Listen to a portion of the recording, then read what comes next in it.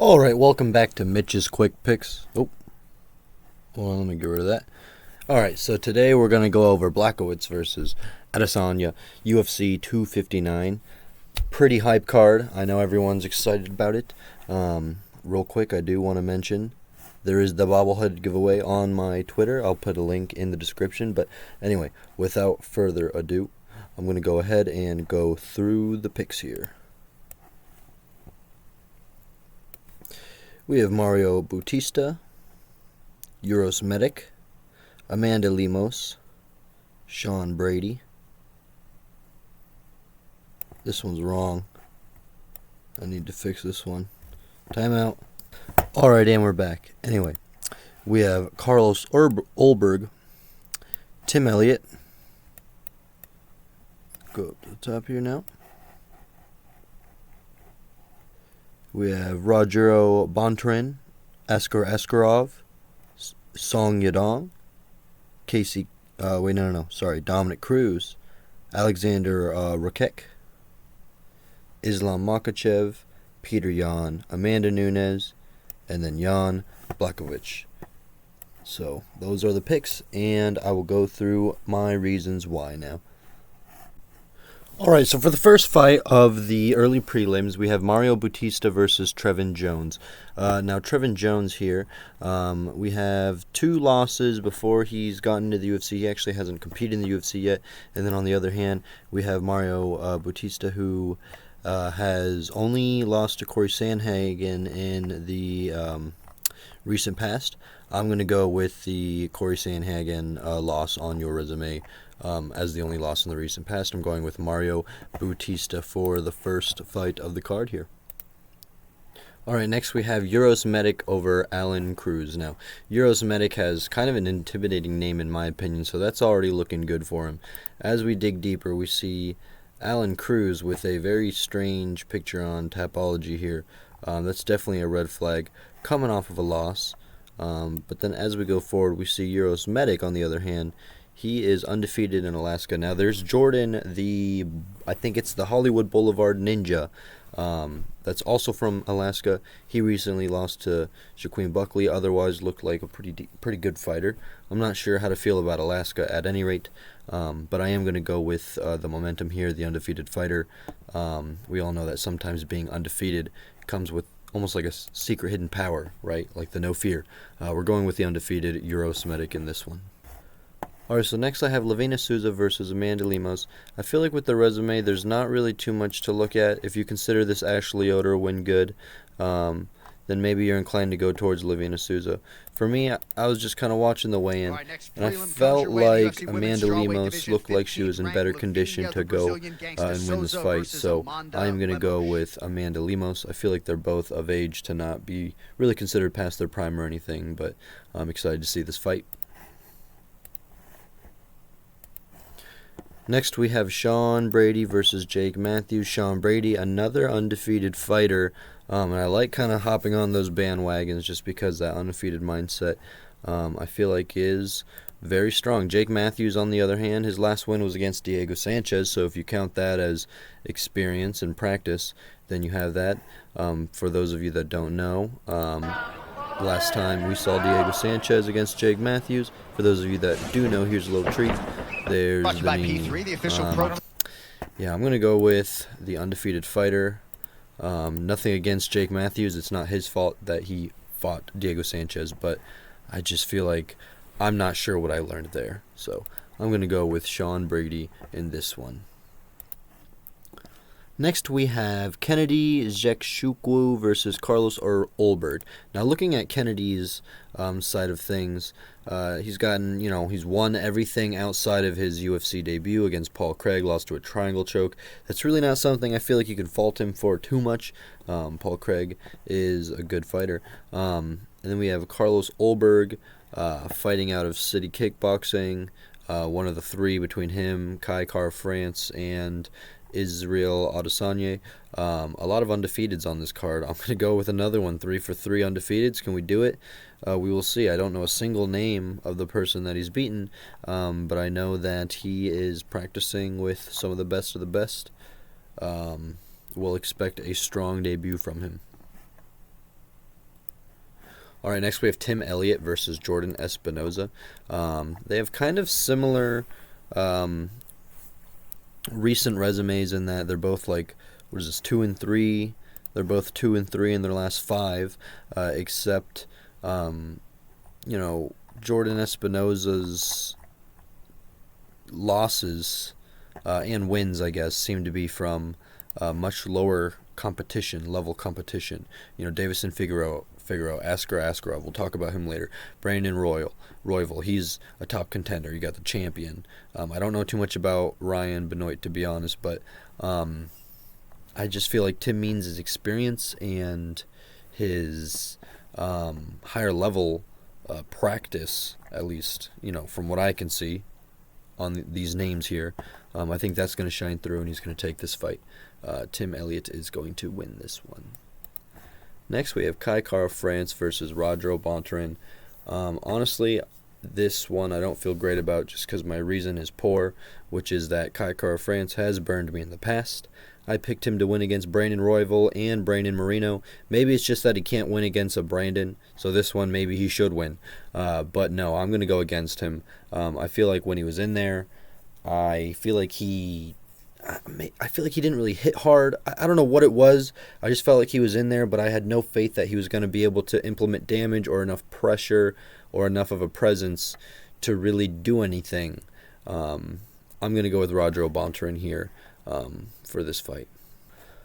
All right, next we have Askraw versus Joseph Benavidez. I don't know what it is about this card, but there's a lot of undefeated fighters. Probably kind of like Izzy's undefeated, I guess. Maybe Dana wants to put a lot of new eyes on undefeated fighters or something, but we're going to go with Joseph Benavidez to lose here, other than Askraw's not terrible, but like crazy win streak, rather.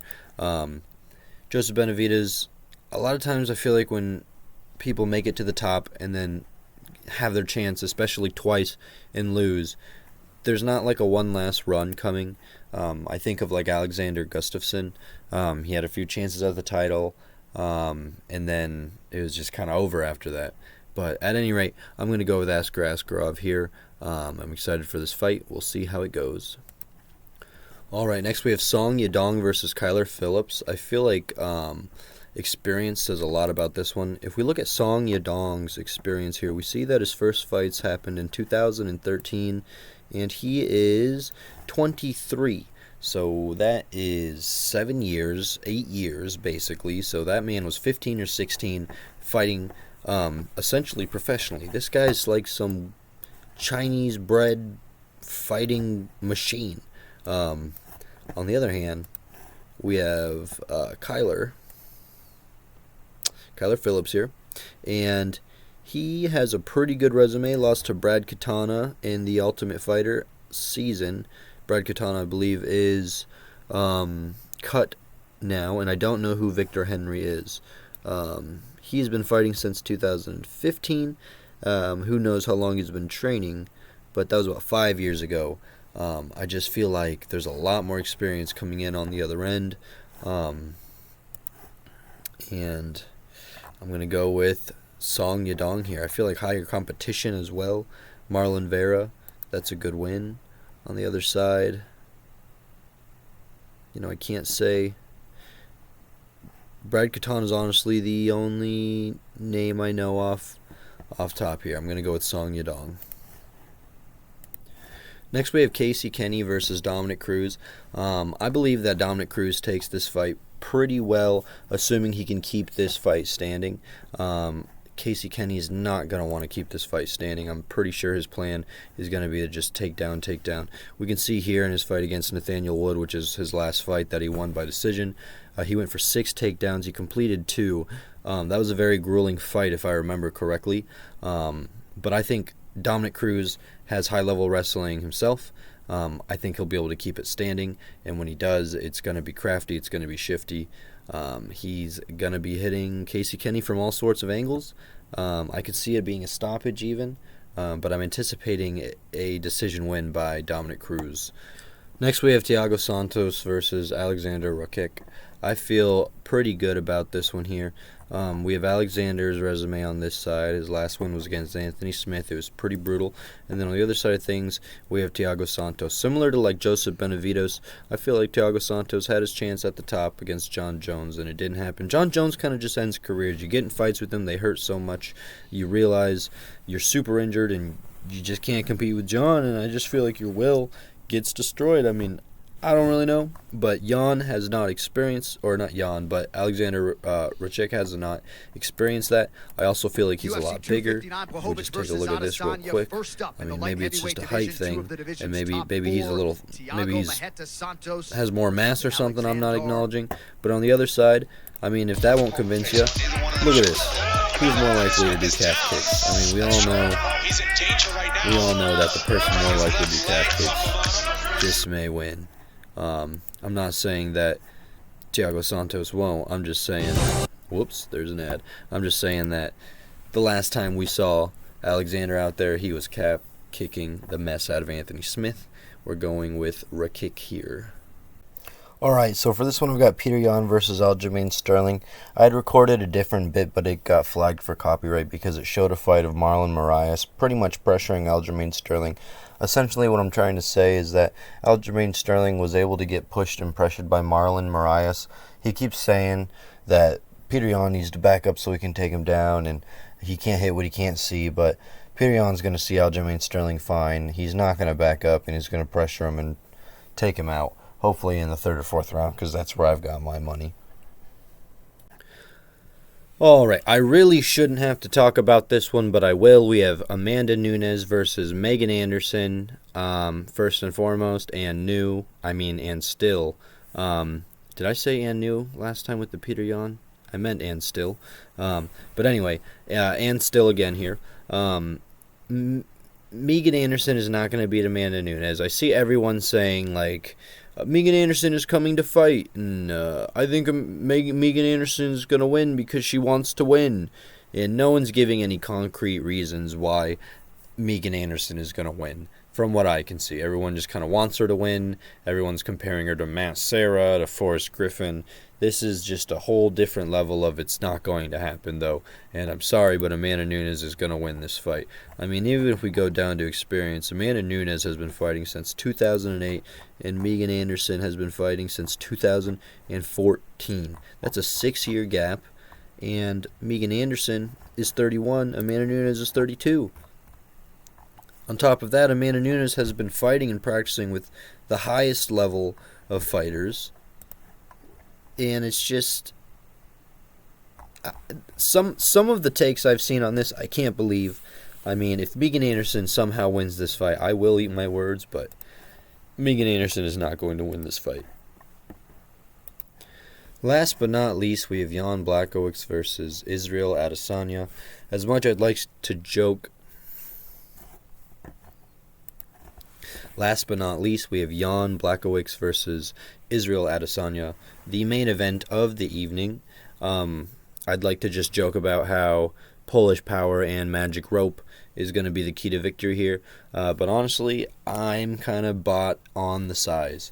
Maybe I'm a fool, but I just feel like Jan Blachowicz is here to stay, at least for this time around. I think he's going to be able to force grappling situations, force clinch work. I do not believe Israel Adesanya is going to be able to kick and run, and I do believe that that's his key to victory. Perhaps he's going to try to bait Jan into things with the kick and run and catch him coming in. I could see where they've got a game plan and they've seen tendencies where they plan on kind of baiting him in, countering him, maybe hitting him based on some of the ways he likes to come in or respond.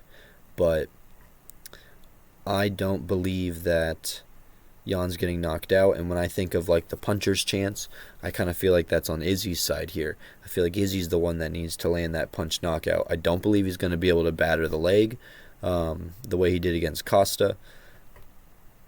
And still, I don't know what to tell you. Plus the magic rope, plus the other stuff. So, at any rate, thanks for watching. I really do appreciate it. If you could, please subscribe, like, leave a comment if you've got something to say. Check out the Twitter. I am trying to give away bobbleheads, UFC bobbleheads. So check it all out. And until next time, those were the picks for UFC 259, and I'll talk